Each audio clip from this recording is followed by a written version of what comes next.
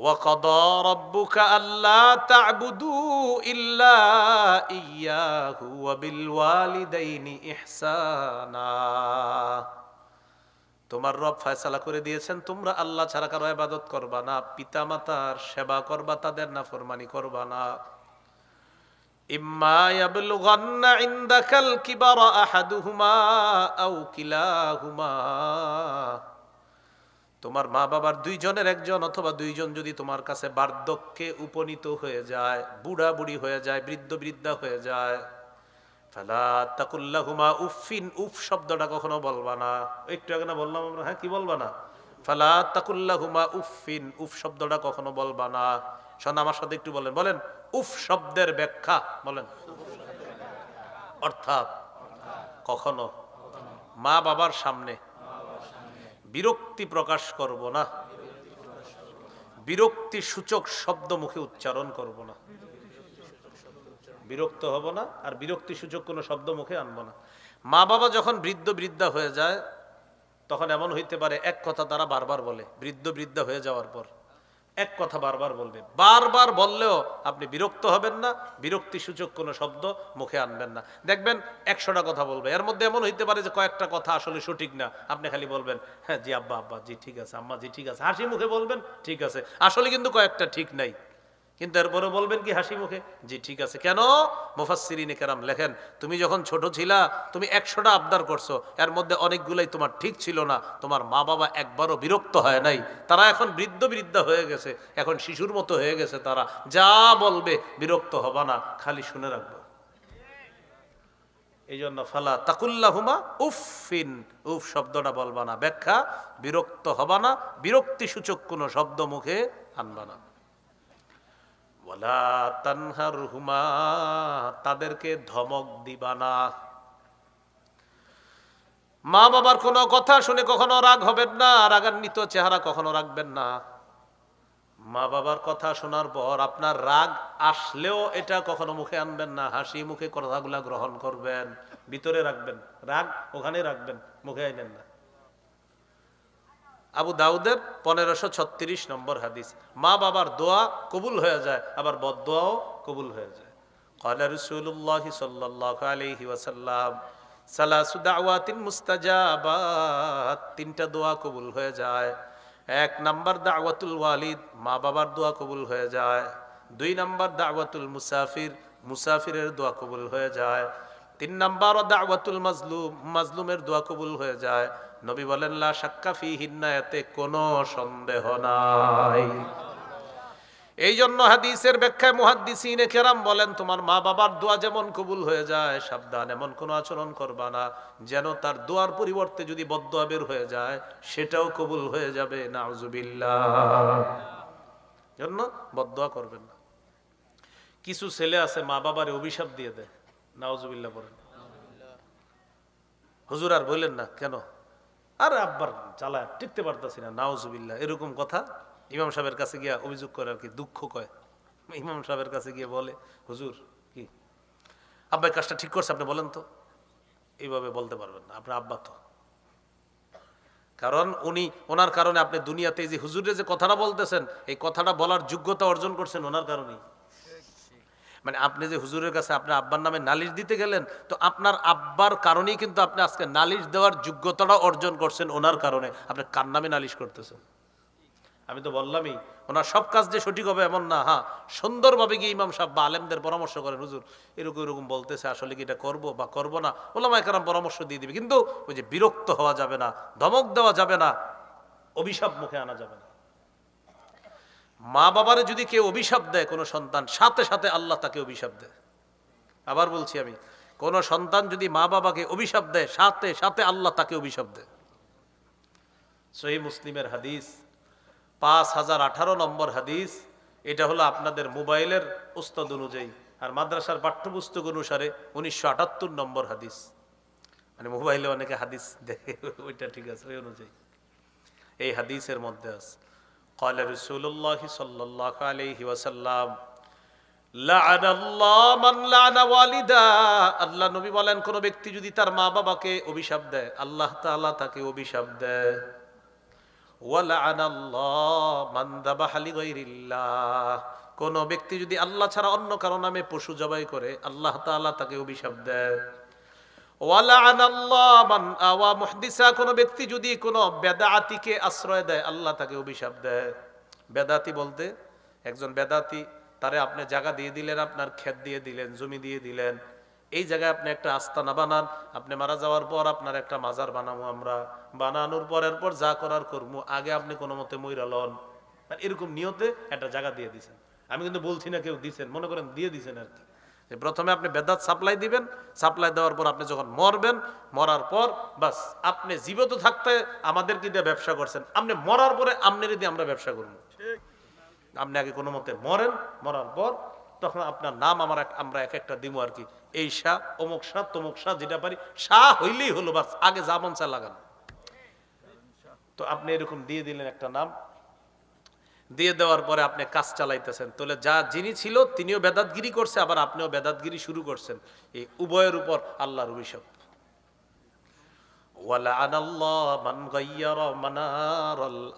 কোন ব্যক্তি যদি জমিনের নিশানা পরিবর্তন করে তার উপর আল্লাহর অভিশাপ। জমিনের খুঁটি ছিল আপনার, এটা এই যে এটা ছিল খুঁটি, এতটুকু আপনার এই যে খুঁটি ছিল, এটা এই পাশে আপনার জমিন ছিল, খুঁটি এখানে ছিল, হঠাৎ খুঁটিটা এখানে বসাইছেন সীমানা। আরে ঘটনা কি ভাই, আপনার জমিন তো এখান থেকে এতটুকু কেন? এখন পাওয়ারে আছে। কিসে আছে? মানে ওনার মূল জমিন এতটুকু, আর এতটুকু কি কয় পাওয়ারে। কয় কতদিন? কয় যতদিন পাওয়ারে আছে। আবার কখন খুঁটি ওই জায়গায় চলে যাবো? পাওয়ার শেষ হইলে আবার খুঁটি এখানে চলে আসবো। এটার নাম কি? পাওয়ার। বলেন এটার নাম কি? হ্যাঁ, পাওয়ার। তো আমাদের দেশ এক আজীব দেশ, পাওয়ার না যাইতেই পাওয়ার শুরু হয়ে যায়। মানে এখনো মনে করেন আপনারে পাওয়ার দেওয়া হয় নাই, এরপরে আপনি বুঝান যে আমি কিন্তু কিছু একটা। প্রত্যেক জালেম মনে রাখতে হবে, এই দেশে সামনের দিকে কোন জালেম আর কোন এই দেশে স্থান পাবে না। জালেম সাইজ করা দেশের মানুষ শিখে গেছে, এজন্য জালেম হওয়ার কোনো নিয়ত টিয়ত করেন না, একদম ঠকবেন। কারণ জালেম যদি কেউ হয় জনগণ দায়িত্ব নিয়ে নিবে এখন। এজন্য জনগণ খালি দেখে আর দেখে যে জালেম জুলুম, যদি জালেম হও তো কিন্তু খবর আছে। এজন্য জালেম হওয়া যাবে না। আল্লাহ বুঝার তৌফিক দান করে। জালেম হওয়ার চিন্তা ভাবনাও করেন না। হ্যাঁ, তো বলছিলাম জমিনের নিশানা পাল্টায় দেয় কেন? পাওয়ার। অতটুকু জায়গা কয়টা মূল জায়গা, এটা পাওয়ারের জায়গা। এই যে পাওয়ারে যতটুকু সীমানা পরিবর্তন করলেন, বাস যতদিন এটা না সরবে ততদিন আপনার উপর আল্লাহর অভিশাপ চলতে থাকবে। তো এই হাদিসের মধ্যে 1 নম্বর, মা বাবারে যে অভিশাপ দেয় তাকে আল্লাহ অভিশাপ দেয়। তাহলে কি শিখলাম? ওয়ালা তানহারহুমা, কখনো তাদেরকে ধমক দিবা না, রাগ হবা না, ধমক দিবা না, কখনো তাদেরকে অভিশাপ দেওয়া যাবে না। ওয়াকুল্লাহুমা কওলান কারীমা, ভদ্রভাবে কথা বলবা, নরম সুরে কথা বলবা, সম্মানসূচক কথা বলবা। ওয়াখফিদ লাহুমা জানাহাদ যুল্লি মিনার রাহমা, তাদের সামনে দয়ার ডানা বিছিয়ে দিবা। নম্র আচরণের মাধ্যমে মা বাবার সামনে বিনয়ী হবা। ওয়াকুর রব্বিরহামহুমা কামা রাব্বায়ানি সগীরা, আর তুমি দোয়া করবা, হে আমার রব, আমার মা বাবার প্রতি আপনি দয়া করেন, যেইভাবে তারা শৈশবে আমার প্রতি দয়া করেছে, এইভাবে আমার প্রতি আমার মা বাবা যেইভাবে দয়া করেছে, ছোটবেলা লালন পালন করেছে, আমার মা বাবাকেও আপনি এইভাবে দয়া করেন, লালন পালন করেন। একটু বুঝেন, এখানে মা বাবা জীবিত থাকলেও দোয়া করবেন, মৃত্যুবরণ করার পরেও তাদের জন্য দোয়া করবেন। জীবিত থাকতেও দোয়া, এই যে দোয়াটা, মৃত্যুর পরেও এই দোয়াটা সদা সর্বদা চালু রাখবেন। আবু দাউদের হাদিস, 2880 নম্বর হাদিস, সাল্লাল্লাহু আলাইহি ওয়াসাল্লাম, ইযা মাতাল ইনসানু ইনকাতা আনহু আমালুহু ইল্লা মিন সালাসা, নবীজি বলেন মানুষ যখন মারা যায় তার আমলের সুযোগ বন্ধ হয়ে যায়। 3টা আমল আছে এমন যে আমলগুলা জারি থাকে। 1 নাম্বার ইল্লা মিন সাদাকাতিন জারিয়া, এমন একটা সদকা, যে সদকাটা জারিয়া, যে সদকা আপনি করে গেলেন এটার সওয়াব কবরে যাওয়ার পরেও আপনি পাইতে থাকবেন।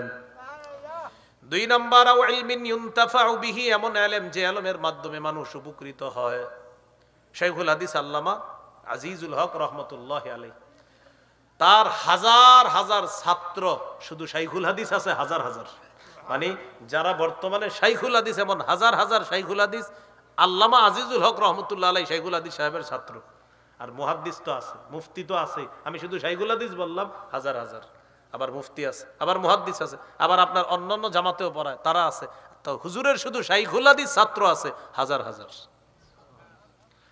বাংলাদেশে হুজুরের মতো এত পরিমাণ শাইখুল হাদিস ছাত্র আর আছে কিনা কারো আমার জানা নাই, থাকতে পারে, কিন্তু হুজুরের যেই পরিমাণ, কারণ আপনার বুখারী পড়াইছে 60 বছর, তো কি পরিমাণ শাইখুল হাদিস তৈরি করছে।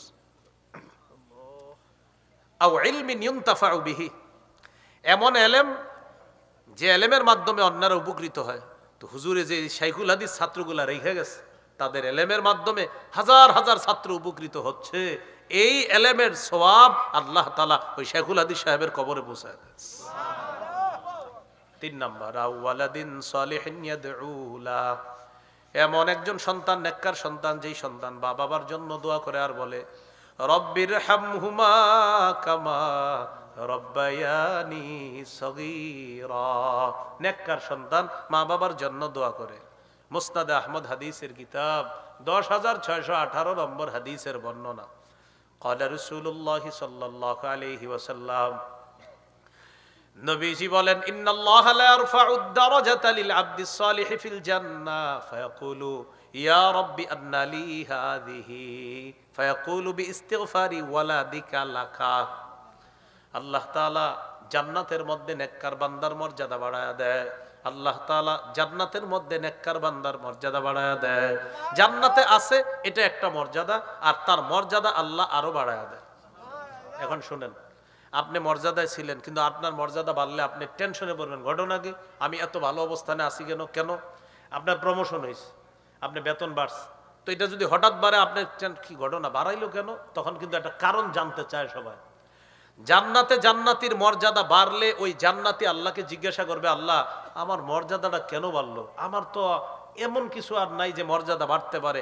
আল্লাহ জবাব দিয়ে দেন, বিইস্তিগফারি ওয়ালাদিকা লাকা, তোমার সন্তান তোমার জন্য যতবার আমি আল্লাহর কাছে ক্ষমা প্রার্থনা করেছে, ততবার তোমার মর্যাদা আমি আল্লাহ বাড়ায়া দিলাম। দুনিয়াতে সন্তান মা বাবার জন্য আল্লাহরে বলে, আল্লাহ আমার আব্বাকে মাফ করেন, আমার আম্মাকে মাফ করেন, আল্লাহ ততবার ওই নেককার বান্দার মর্যাদা জান্নাতে বাড়ায়। আল্লাহ কথাগুলা মনে রেখে এই দোয়াগুলা মা বাবার জন্য যেন করতে পারি, আল্লাহ তৌফিক দান করেন। মৃত মা বাবার পক্ষ থেকে দান সৎকা করা, বলেন কি করা? দান সৎকা করা।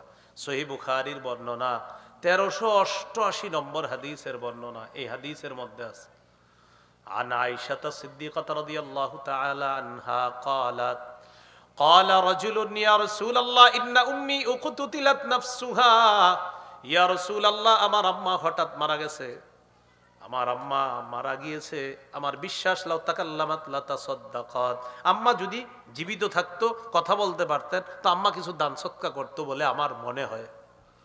فقال رسول الله صلى الله عليه وسلم, নবীজি বললেন, এখন তুমি কি বলতে চাও? সাহাবী বললেন, ইয়া রাসূলুল্লাহ, আমি যদি আমার আম্মার পক্ষ থেকে দান সদকা করি, তাহলে কি দান সদকার সওয়াব আমার আম্মা পাবে? ফাহাল্লাহা আজরুন ইন তাসাদ্দাকতু, আমি যদি সদকা করি আমার আম্মার কবরে সওয়াবটা যাবে কিনা?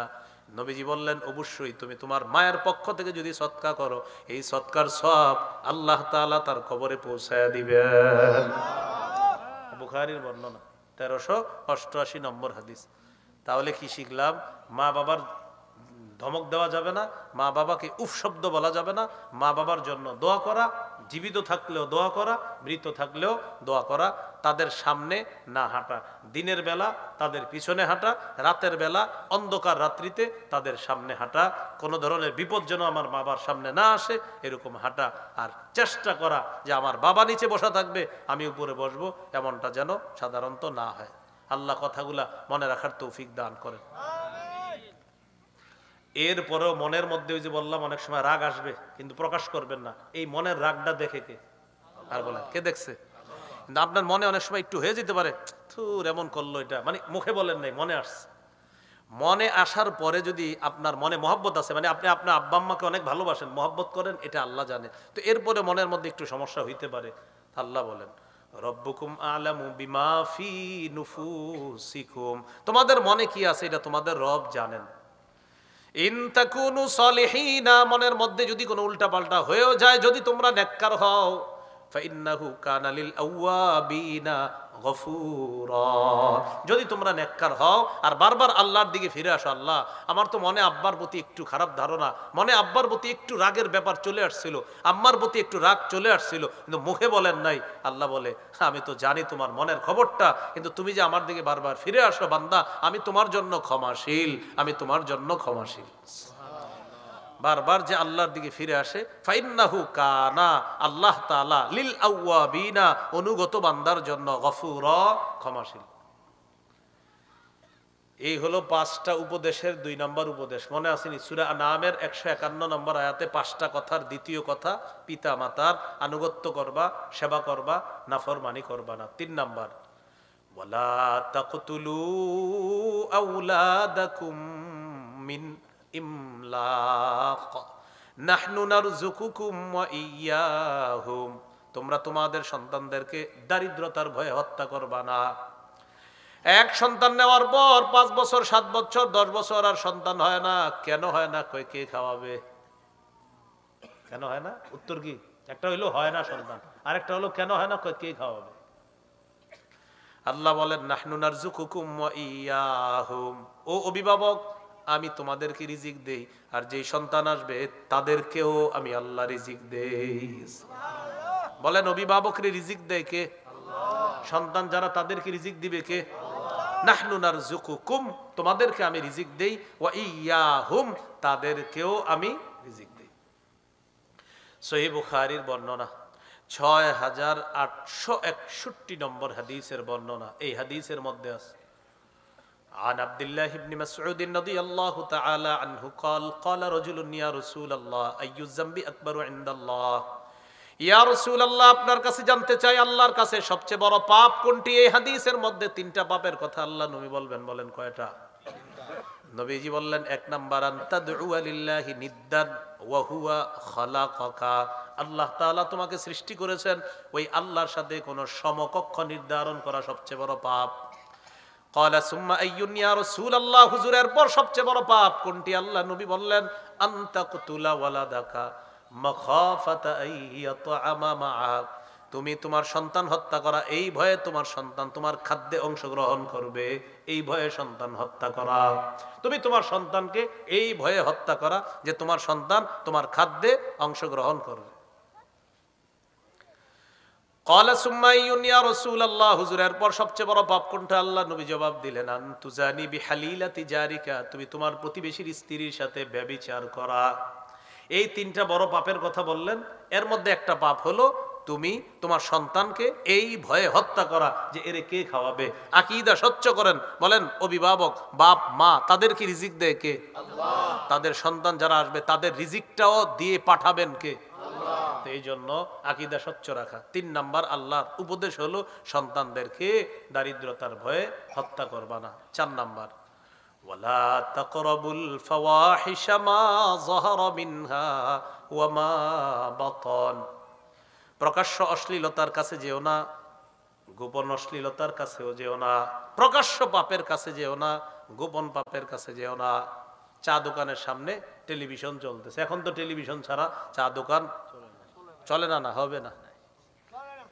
আচ্ছা টেলিভিশন চালানোর পর এটাতে সিনেমা চলে অশ্লীল, একসাথে ছোট বড় সবাই মিলেমিশে এটা দেখতেছে, এটা প্রকাশ্য অশ্লীলতা। টেলিভিশনের মধ্যে খেলা চলতেছে আর যুবকরা আপনার জুয়া খেলে এইভাবে। বলার কি ভালো না খারাপ? ভালো বলার, তাহলে এই ওভারে 5-এর বেশি হবে না, 6-এর বেশি হবে না, খারাপ বলার 10-এর বেশি হবে না, বলে বলে জুয়া খেলে, ওভারে জুয়া খেলে, এটা প্রকাশ্য পাপ। বলেন কি পাপ? ঠিকের আওয়াজ এত কামানি হয় এগুলা হলো প্রকাশ্য পাপ। আল্লাহ হেফাজত করেন। সূরা মাইদার 90-91 নম্বর আয়াতে আল্লাহ বলেন ইয়া আইয়ুহাল্লাযীনা আমানু ইন্নামাল খামরু ওয়াল মাইসিরু ওয়াল আনসাব ওয়াল আজলামু রিজসুম মিন আমালিশ শাইতান। আল্লাহ তাআলা বলেন, হে ঈমানদারগণ, ইন্নামাল খামরু, নিশ্চয়ই মদ, ওয়াল মাইসিরু, জুয়া, ওয়াল আনসাবু, মূর্তি, ওয়াল আজলাম, ভাগ্য নির্ণয়ক কোন যন্ত্র, স্বর ইত্যাদি, টিয়া পাখি, ময়না পাখি, সাপ ইত্যাদি দিয়ে ভাগ্য গণনা করা, হাতের রেখা দেখে ভাগ্য গণনা করা। রেখা দেখে দেখার পর তো সাধারণত দেখবেন, আপনারটা হলেন তো এই দেখেন আপনার হাতে একটু মনে হইতেছে বেশি, আমারটা তো একটু কম, হ্যাঁ এরকম হইতে পারে। তো এখন দেখে এরকম করে আপনার এত বেশি গা, তো অনেক সময় দেখবেন যারা দেশ গ্রামে কাজ করে না, হ্যাঁ একদম আপনি হিসাব করে কুল পাবেন, এত বেশি দাগ থাকে। তখন বলে আপনার তো কিছু ঝামেলা আছে হালকা, 3004 টাকা লাগবে না সমাধানে। আজীব টাইপের একটা অ্যামাউন্ট বলবে, 3004 বা 3001, তখন হ্যাঁ মনে করে হইতেও পারে, না হলে 3001 কই বোকা, 2 কই বোকা, এরকম আপনার আজীব একটা টাইপের কাজ করে। রাসূলুল্লাহ সাল্লাল্লাহু আলাইহি সাল্লাম বলেন, মান আতা আররাফান আও কাহিনান, কেউ যদি গণকের কাছে যায় আর গণককে এরকম হাত দেখায়, ফাসাদ্দাকাহু বিমা ইয়াকুল, আর গণকের কথা যদি বিশ্বাস করে, কেউ যদি গণকের কাছে যায় আর গণক যা বলে এটা যদি সে বিশ্বাস করে, ফাকাদ কাফারা বিমা উনজিলা আলা মুহাম্মাদিন সাল্লাল্লাহু আলাইহি ওয়াসাল্লাম, আল্লাহর নবীর উপর যা নাজিল করা হয়েছে সে সব অস্বীকার করলো, গোটা শরীয়তটাকে সে অস্বীকার করলো। তাহলে গণকের কথা বিশ্বাস করা যাবে না। বিভিন্ন রাস্তায় দেখবেন লেখা থাকবে, ভারত থেকে 5 বার পুরস্কার প্রাপ্ত বা এতবার পুরস্কার প্রাপ্ত অমুক, এই তো এখানে আসেন, আইসা গণনা করে। আল্লাহ আমাদেরকে হেফাজত করেন। তো এই জাতীয় কাজ, এগুলো আপনারা বিশ্বাস করবেন না। এই জন্য পেপারের রাশিফল পড়বেন না। কি ফল?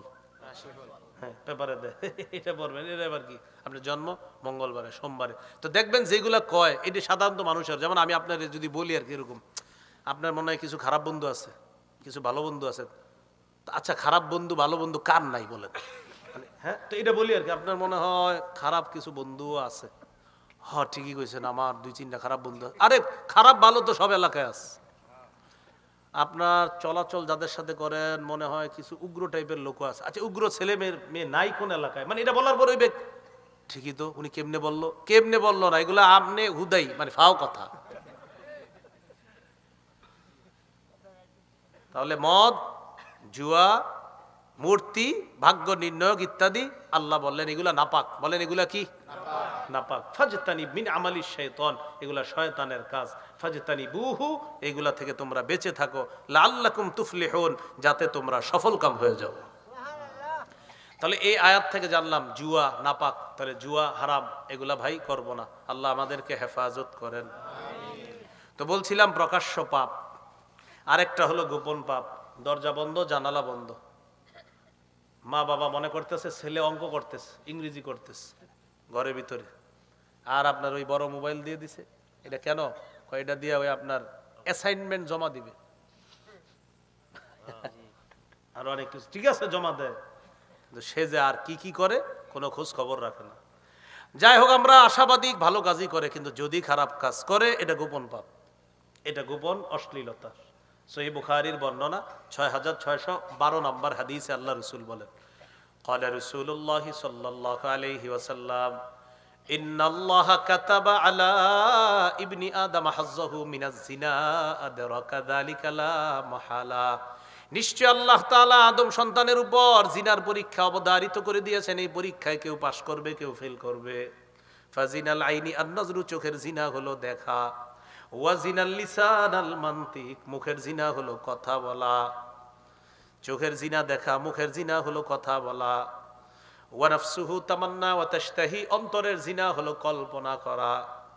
মোবাইলে ফোন আসছে, অপরিচিত একটা কণ্ঠের, নারী কণ্ঠের ফোন আসছে আপনার মোবাইলে, কল্পনা শুরু হয়ে গেছে। ফোনটা কে দিল? কল্পনা, মনের জিনা শুরু হয়ে গেছে। এখন আপনি ফোনে কথা বলা শুরু হয়েছে, জবানের জিনা শুরু হয়ে গেছে, কানের জিনা শুরু হয়ে গেছে। মোবাইলে চ্যাটিং করতেছেন, আপনি খারাপ অশ্লীল মেসেজ লিখলেন, এই হাতের জিনা হয়ে গেল আপনার। এবার তার সাথে আপনার দেখা করার পালা।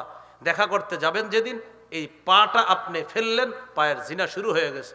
ভিডিও কলে দেখে দেখে কথা বলবেন, আপনার অহরহর সেকেন্ডে সেকেন্ডে চোখের জিনা হচ্ছে। এটা আপনি করতেছেন। এরপরে সর্বশেষ গিয়ে সাক্ষাৎ করে আল্লাহ না করেন, নবী বলেন আল ফরজু ইউসাদ্দিকুহু যালিক আও ইউকাযযিবুহু, লজ্জাস্থানে জিনাকে বাস্তবে রূপদান করে সকলে বলি নাউযুবিল্লাহ।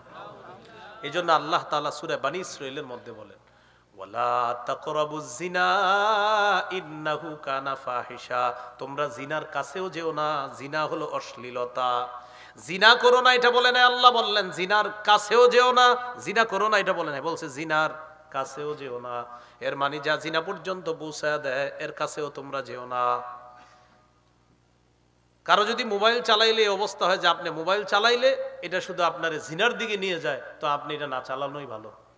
কারণ এটা আপনি চালাইলে আপনার জিনার দিকে নিয়ে যায়, তাহলে আপনি এটা কেন চালাবেন বলেন? আপনারা কিন্তু কোনো আলেম বলবে না চালায়েন না, বলবে যে আপনি চালাইলে যদি এটা হারাম কাজ করেন তাহলে চালায়েন না, এটা বলবে।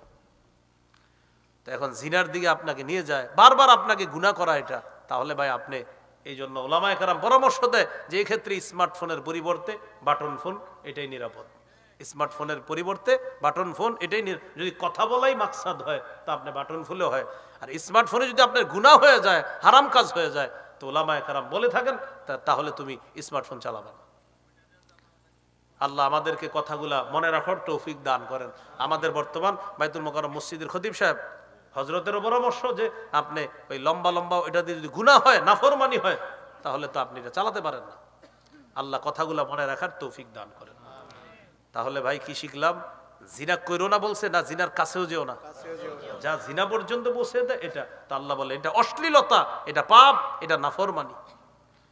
তা আল্লাহর উপদেশটা কি? 4 নাম্বার, ওয়ালা তাকরাবুল ফাওয়াহিশা মা যাহারা মিনহা ওয়া মা বাতান, প্রকাশ্য অশ্লীলতার কাছে যেও না, গোপন অশ্লীলতার কাছেও যেও না।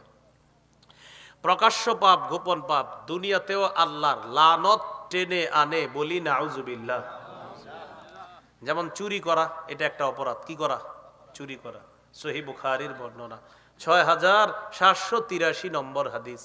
قال رسول الله صلى الله عليه وسلم لعن الله السارق يسرق البيضة ويسرق الحبل, নবীজি বলেন ওই চোরকে আল্লাহ অভিশাপ দেয় যেই চোর ডিম চুরি করে। কি চুরি করে? তাহলে ডিমের মা চুরি করলে কি অবস্থা হবে? লানাল্লাহুস সারিকা ইয়াসরিকুল বাইদাতা, যেই ব্যক্তি ডিম চুরি করে আল্লাহ তাকে অভিশাপ দেয়। ওয়াসরিকুল হাবলা, যে ব্যক্তি রশি চুরি করে আল্লাহ তাকে অভিশাপ দেয়। তাহলে বলেন রশি দিয়ে যে গরু বাঁধা, ওই গরু চুরি করলে কি অবস্থা হবে? চুরি করতে গেছে গরু টান দিছে, পরে রশিটা আসছে, গরুটা আসে নাই, তো রশি চুরি করলো আল্লাহ লানত, আর গরুটা চুরি করে গেলে তাহলে কি অবস্থা হইতো? এই পাপগুলা আল্লাহ লানত টেনে আনে। আবু দাউদের হাদিস 3674 নম্বর হাদিস। قال رسول الله صلى الله عليه وسلم لعن الله الخمر وشاربها وساقيها وبائعها ومبتاعها وعاصرها ومعتصرها وحاملها والمحمولة إليه। কত হয়? 9। দেখেন কি বলে, লানাল্লাহুল খামরা, মদকে আল্লাহ অভিশাপ দিয়েছেন। বলেন কাকে? মদ দ্বারা উদ্দেশ্য যত মাদক দ্রব্য আছে। মাদক দ্রব্য হলো কুল্লু মুস্কিরিন খামরুন ওয়া কুল্লু খামরিন হারাম বা কুল্লু মুস্কিরিন হারাম, নেশা সৃষ্টি করে যত দ্রব্য আছে সব হারাম। তাহলে মদ দ্বারা উদ্দেশ্য হলো মাদক দ্রব্য, ইয়াবা, বাবা, গাসিডিল, আফিম, কানাডা ডাই, মাস্তুদ, শ্যাম্পেন, বিয়ার, ডাইল ইত্যাদি ইত্যাদি। হ্যাঁ, ভ্যানগাড়ির চিপা চুপা, চা দোকানদারের পিছনে ইত্যাদি, এইগুলা সব মাদক দ্রব্য। যারা আপনার এই মাদক দ্রব্যের উপর আল্লাহ নবীর অভিশাপ। তো ইদানিং কালে আবার মানুষ স্টাইলিশ হয়ে গেছে, তো ডিজিটাল মাদক দ্রব্য নেয়, মানে মদকে মদ বলতে চায় না, নামটা পাল্টায় দেয়, অন্য কিছু বলে। আর মানুষ যে মদকে অন্য কিছু বলবে এটাও নবীজি বলে গেছে। চিন্তা করছেন না? আল্লাহু আকবার। আমাদের নবীজি বলছে যে মানুষ মদ অন্য নাম দিবে। ইবনে মাজাহ 4020 নম্বর হাদিস। قال رسول الله صلى الله عليه وسلم لا يشربن ناس من امتي الخمر يسمونها بغير اسمها। আল্লাহর নবী বলেন আমার উম্মতের একদল মদ পান করবে, তারা মদের নামটা পাল্টায়া দিবে। ইউসাম্মুনাহা বিগাইরি ইসমিহা, মানুষ মদ পান করবে, মদের নামটা তারা অন্য নাম রাখবে। ইউসাম্মুনাহা, তারা মদের নামটা বিগাইরি ইসমিহা, মদ না রাইখা অন্য কিছু রাখবে। মাদক দ্রব্যের নাম পাল্টায় রাখবে। ইউজাফু আলা রুউসিহিম বিল কাইনাতি ওয়াল মুগান্নিয়াত। আল্লাহ নবী বলেন একদিক দিয়ে তারা মদ খাবে, অন্য দিক দিয়ে বাদ্যযন্ত্র বাজতে থাকবে, নায়িকা গায়িকারা নাচানাচি করতে থাকবে। তিনটা অংশ মিলান, মদ পান চলতে থাকবে, দ্রব্য আপনার গান বাদ্য বাজতে থাকবে, নায়িকারা নাচতে থাকবে। মদ পান চলতে থাকবে, গান বাজনা বাজতে থাকবে, নায়িকা গায়িকারা নাচতে থাকবে। এই তিনটা নবী বলছেন হবে। আপনারা বলেন কবে হবে? মদও চলে, নাচানাচি চলে, গানও চলে। আমাদের নবীজি এক হাদিসে তিনটা কথা বলছে। তাহলে মদের নাম পাল্টায়া দিবে মানুষ। তো আসেন 9 কথায় চলে যায় আবার। লানাল্লাহুল খামরা, মদকে আল্লাহ অভিশাপ দেয়। ওয়া শারিবাহা, মদ পান করে যে তাকে আল্লাহ অভিশাপ দেয়। ওয়া সাকিয়াহা, যে ব্যক্তি মদ পরিবেশন করে তাকে আল্লাহ অভিশাপ দেয়। আপনাদের অনেক সন্তান ইউরোপ কান্ট্রিতে চাকরি করে, হোস্টেলে চাকরি করে, হোটেলে চাকরি করে, রেস্টুরেন্টে চাকরি করে। ওই রেস্টুরেন্টের মধ্যে সাবধান বলে দিবেন, হালাল অংশটা সাপ্লাই করবা, মদ কিন্তু কাউরে ঢাইলা দিও না। মদ পরিবেশন যে করে তার উপর আল্লাহর অভিশাপ। 4 নাম্বার ওবা ইয়াহা, মদ যে বিক্রি করে তার উপর আল্লাহর অভিশাপ। 5 নাম্বার ও মুবতাহা, যে ক্রয় করে তার উপর আল্লাহর অভিশাপ। 6 নাম্বার ওয়া আসিরাহা, মদ যে উৎপাদন করে তার উপর আল্লাহর অভিশাপ। 7 নাম্বার ও মুতাসিরাহা, মদ যে পরিশোধন করে তার উপর আল্লাহর অভিশাপ। এটাকে পরিশোধন করে করার পর নাম দেয় বাংলা মদ ইত্যাদি নাম দেয়। হ্যাঁ। 8 নাম্বার ও হামিলাহা, মদ যে বহন করে তার উপর আল্লাহর অভিশাপ। আপনি গাড়ি চালান, আপনি জেনে শুনে যদি মাদক দ্রব্য বহন করেন আপনার উপরও আল্লাহর অভিশাপ। তাহলে গাড়ি যারা চালায় জেনে শুনে কিন্তু মাদক দ্রব্য গ্রহণ করবেন না। হ্যাঁ, কেউ যদি আপনার অজান্তে করে সেটা ভিন্ন বিষয়, কিন্তু আপনি জেনে শুনে যদি মাদক দ্রব্য এটা বহন করেন তো আপনার উপরও কিন্তু আল্লাহর অভিশাপ পড়বে। আল্লাহ আমাদেরকে হেফাজত করেন। 9 নাম্বার আল মাহমুলাতা ইলাই, যার কাছে বহন করে নিয়ে যাওয়া হয় তার উপরও আল্লাহর অভিশাপ। আল্লাহ আমাদেরকে হেফাজত করেন। এই মাহফিলগুলোতেও মাঝে মাঝে দেখবেন অনেক লোকেরা আসবে বা আসছে, অতীতে আসতো, আইসা বলতো এরকম, ভাই এলাকায় যেন কোনো মাদকদ্রব্য না চলে, মাদকদ্রব্য নিয়ন্ত্রণে এলাকাবাসীর সহযোগিতা চাই, মুরব্বী যারা আছেন আমাদেরকে সহযোগিতা করবেন। মাঠে যারা আছে তারা বলে ঠিক, অবশ্যই আমরা সহযোগিতা করব। খোঁজ নিয়ে দেখা যায় হেই দ্রব্য সাপ্লাই করে, ইনপুট করে, এক্সপোর্ট করে। এরকম অনেক সময় পাওয়া যায়। এই কথা কিন্তু সবাই সবার গায়ে নিয়েন না। এটা যারা নিবেন শুধুমাত্র যারা অপরাধটা করে তারা নিতে হবে। দেখেন এই কথা বলার পর অনেকে বলবে আচ্ছা এটা কারে বললো? আপনারা বলবেন যে করে। তো যদি বলে কে করে, বলবেন সে করে। বলবে সেটাকে, বলবেন সেটা যে। আরে যেটাকে বলবেন যেটাই তো সে। আপনার লাগলো কেন কথাটা সেটা বলেন। আপনি কি মদ বেচেন? যদি বলেন না তো আপনার লাগলো কেন? আর যদি বলেন হ্যাঁ, তো ওয়াজ তো আপনারই করছি। যদি বলেন মদ আপনি বেচেন তো ওয়াজটা তো আপনারই করছি। যেমন আমি একটু আগে ওই যে এক জায়গায় বললাম, কি জানি হাদিসটা, ওই যে লানাল্লাহু আওয়া মান আওয়া মুহদিসা, যে ব্যক্তি কোনো বেদাতিকে আশ্রয় দেয়, শুরুতে বলছিলাম মনে হয় এটা। হ্যাঁ, তো বেদাতিকে যে আশ্রয় দেয় তার উপর আল্লাহর অভিশাপ। না আপনি বলতে পারেন কালকে ইমাম সাহেব, হুজুরে বেদাতি কারে বললো? তো হুজুরে ইমাম সাহেব বলবে যে বেদাত করে। হুজুর যেটা কে? হুজুরে বলবে যেটা সে। আরে সেটা কে? বলবেন সেটাই তো যে। তা আপনি বলে দিবেন যে বেদাত করে সে। তো বলবেন হুজুর বেদাত কে করে? বলবেন যে করে। আপনি করেননি সেটা বলেন। যদি কয় হ্যাঁ, তো ওয়াজ তো আপনারই করছে। আর যদি বলেন না তো আপনার লাগলো কেন? এই জন্য এরকম অনেক লোক পাবেন, দেখবেন অনেক আলেমরা আলোচনার মধ্যে বলে একটা, কিন্তু এক একজন নিজের গায়ে নিয়ে নেয়, এটা নিয়ে বুঝায় যে আমি ওই জালেম, আমি ওই সুর, আমি ওই উমক। মানে আপনি কেন গায়ে নেন? যেমন গরু চুরির কথা বললাম, এখন এক গরু চুর এখানে এসে বললো হুজুর এই ওয়াজটা কেন করলো? ভাই আপনি গরু চুরি করেন? হ্যাঁ করি। তো ওয়াজ তো আপনারই করছি। আল্লাহ আমাদেরকে কথাগুলা বুঝার তৌফিক। এই জন্য মানুষ তার অপরাধগুলা, মানে যেমন অপরাধের কথা বললে যে অপরাধটা করে হেল লেগে যায়। যেমন ইমাম সাহেব মসজিদে 12 বছর নামাজ পড়ায়, সুদের ওয়াজ করছে 12 বছর পরে, করার সাথে সাথে মসজিদ থেকে বের হয়ে একজন রাগ হয়ে গেছে, হুজুর আপনি তো এতদিন খুব ভালো ওয়াজ করছেন, আজকে হঠাৎ সুদের আলোচনা কেন? ভাই সুদের আলোচনা মানে আপনি চেতলেন কি লেগে? আমি খাই।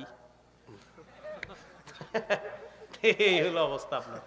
মানে অপরাধ যেটা করে যে সেটা আপনারও নিতে পারে না এই বয়ানটা। তাহলে কি বুঝলাম ভাই?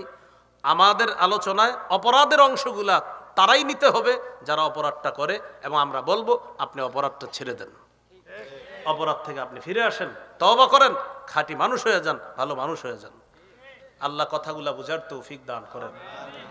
তো বলছিলাম প্রকাশ্য পাপ গোপন পাপ দুনিয়াতে আল্লাহ লানত টেনে আনে। আল্লাহ এই জাতীয় পাপ থেকে আমাদেরকে হেফাজত করেন। ওলামায়ে হযরত এখানে আছেন, আপনারাও আছেন, আপনাদের অনেক সন্তান মাদ্রাসায় পড়ে, মন দিয়ে শুনেন, গুরুত্বপূর্ণ একটা অংশ। পাপ কোরআন সুন্নাহ যাদের সিনায় আল্লাহ দান করেন, তাদের সিনা থেকে আল্লাহ তাআলা পাপের কারণে কোরআন সুন্নাহর আলো আল্লাহ উঠায় নেয়। কোরআন সুন্নাহ যাদের সিনা আল্লাহ দিছে, পাপের কারণে তাদের সিনা থেকে আল্লাহ কোরআন হাদিসের নূর উঠায় নেয়। আপনার সন্তান হেফজখানায় পড়ে, ঘরের মধ্যে বড় একটা টেলিভিশন রেখে দিয়েছেন। 2 মাস পরে ছেলেটা বাসায় আসছে, 7 দিন ছুটি পেয়েছে। আসার পরে ছোট মানুষ থাক, দেখো বাবা একটু দেখো, ছোট মানুষ, এটা বইলা ওরে টিভি দেখাইলেন, ওরে নাটক সিনেমা দেখাইলেন। 7 দিন পরে মাদ্রাসায় আসছে, হুজুরে পড়া জিজ্ঞাসা করে পারে না। কিছুদিন পরে আপনি আসছেন হুজুরে ধরার জন্য, হুজুর আমার ছেলে পড়া পারে না কেন, মানে সব দোষ এখন হুজুরের। আর আপনি এই 7 দিন করছেন কি? আপনি যে 7 দিন ওরে টেলিভিশন দেখাইলেন, নাটক সিনেমা দেখাইলেন, ওর পেটে কোরআনটা থাকবে কিভাবে সেটা বলেন। ইমাম শাফি রহমতুল্লাহি আলাইহি তার উস্তাদ মালিক ইবনে আনাস রহমতুল্লাহি আলাইহি বলেন, ইন্নাল্লাহা ক্বাদ আলকা আলা কলবিকা নূরা ফালা তুতফিহু বিজুলমাতিল মাসিয়া।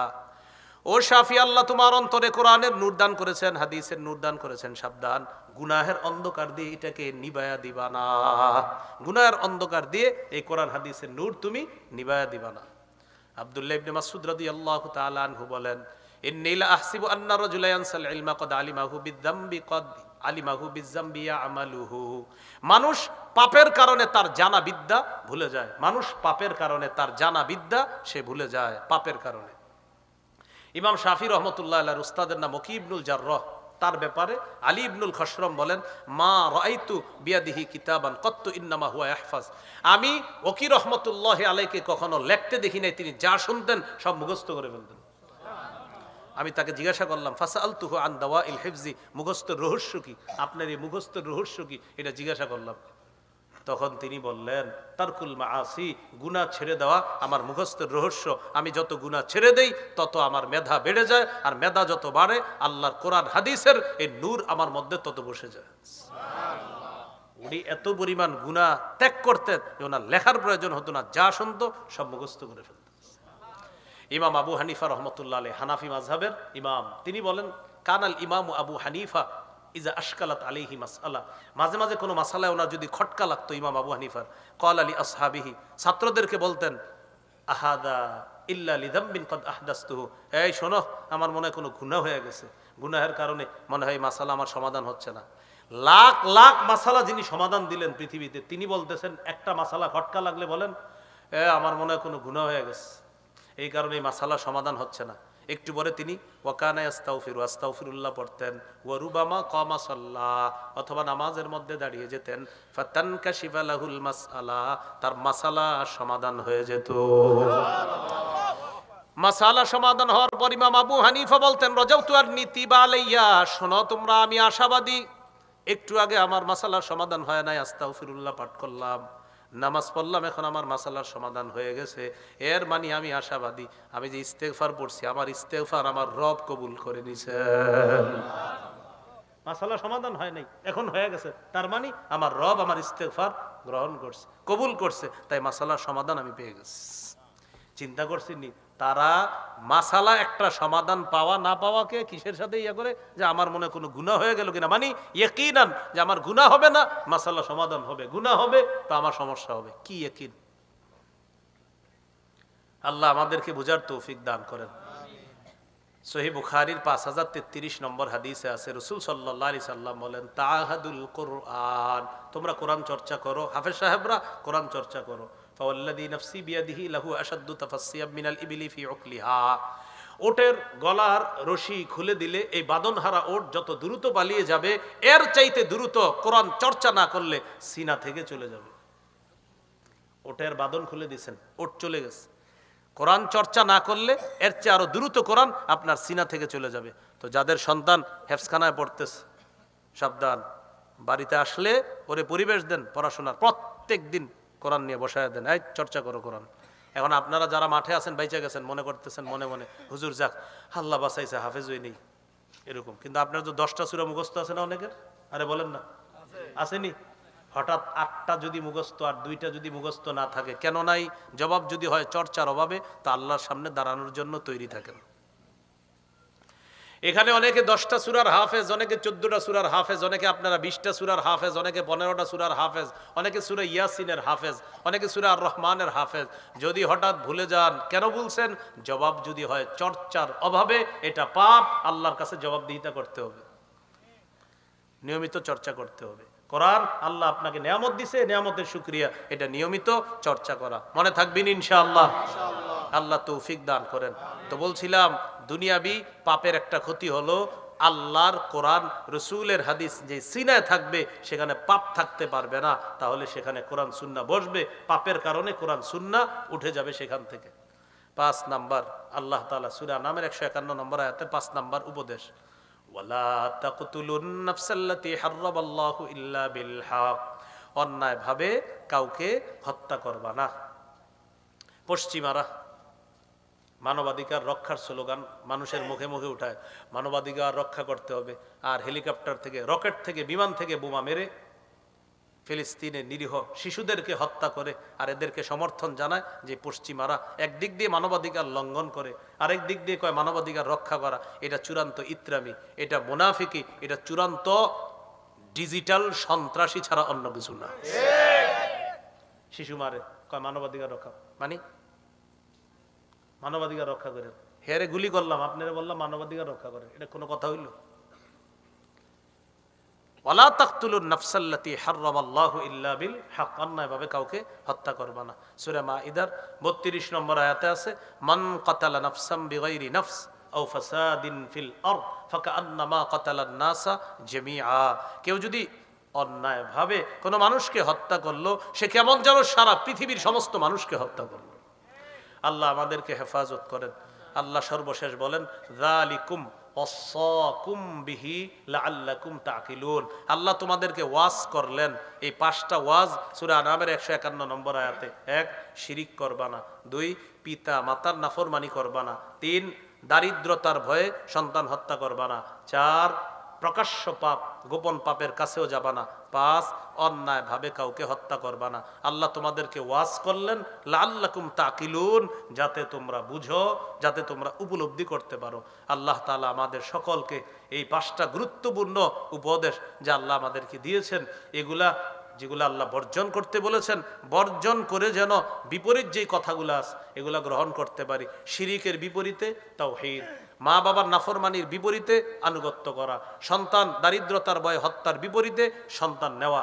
4 নাম্বার, প্রকাশ্য পাপের কাছে যাওয়ার বিপরীতে না যাওয়া। 5 নাম্বার, কাউকে হত্যা করার বিপরীতে হত্যা না করা। আল্লাহ আমাদের সকলকে এই 5টা উপদেশ আমাদের জীবনেও যেন বাস্তবায়ন করতে পারি, আল্লাহ তৌফিক দান করেন। পাপের আরো কি কি ক্ষতি আছে আমার সংকলনটা সংগ্রহণ করে নেওয়ার চেষ্টা করবেন। মিম্বরের আমানতের 1 নম্বর খণ্ডে, 1 নম্বর না, মনে হয় 2 নম্বর খণ্ডে, 2 নম্বর খণ্ডে পাপের ক্ষতিগুলা সম্ভবত 2 নম্বর খণ্ডে আছে। পাপের ক্ষতি সমূহ 2 নম্বর খণ্ডে আছে। মিম্বরে আমানত 6 খণ্ডের কিতাব, 1 নম্বর খণ্ডের আলোচনা সন্তানের 64টা অধিকার। সন্তানকে একদম মায়ের পেটে থাকা অবস্থা থেকে আপনার কি কি করণীয় বড় হওয়া পর্যন্ত, এরকম 64টা অধিকার 1ম খণ্ডে। 2য় খণ্ডে শিরিক, বেদাত, কুফর, তাওহীদ। ওই শিরিকের আলোচনা করতে গিয়ে সম্ভবত পাপের কি কি ক্ষতি আছে ওখানে আলোচনা আছে। 3 নম্বর খণ্ডের আলোচনা হালাল হারাম। 4 নম্বর খণ্ডের আলোচনা স্বামীর 24টা অধিকার, স্ত্রীর 19টা অধিকার। এটা নিয়ে যাবেন সবাই। আপনি 19টা মুখস্থ করবেন বিবির, আর বিবিরে বলবেন তুমি আমার 24টা মুখস্থ করো। মুখস্থ করার পর দেখবেন আপনি 19টার 17টাই এখনো আদায় করেন নাই, আর হে এখনো 22টাই আদায় করে নাই। এইগুলা মুখস্থ করে নেবেন। 5 নম্বর খণ্ডে লা ইলাহা ইল্লাল্লাহর ব্যাখ্যা। 6 নম্বর খণ্ডে নামাজ সম্পর্কে আলোচনা। এই 6 খণ্ড আপাতত আছে, ওরা গাড়িতে আনছে, এখান থেকেও সংগ্রহ করতে পারেন।